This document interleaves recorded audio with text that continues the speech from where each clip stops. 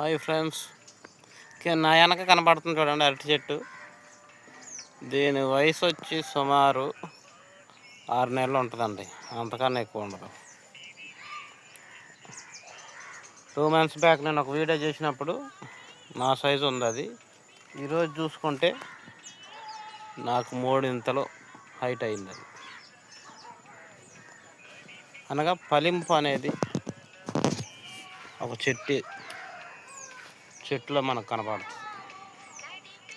మనం ఏదైనా చెట్టు వేసినప్పుడు దానికి ఫలం రాకపోయినా, అది ఎదగకపోయినా చాలా బాధ అనిపిస్తూ ఉంటుంది.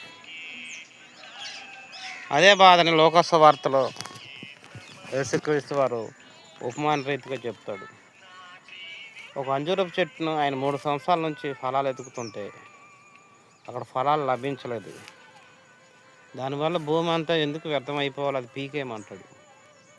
అయినా కానీ తోటమాలి ఏమంటాడంటే, ఆ రాళ్ళు సరిచేసి ఎరువేస్తాను, ఈసారి ఒకవేళ పండితే ఓకే, ఫలాలు వస్తే ఓకే, లేదంటే పీకేసాయి అని అక్కడ చెప్తారు.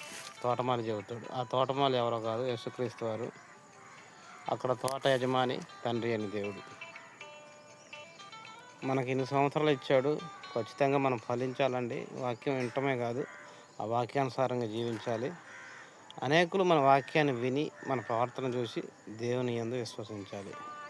ఆ విధంగా మన ప్రవర్తన అనేది ఉండాలి ఖచ్చితంగా.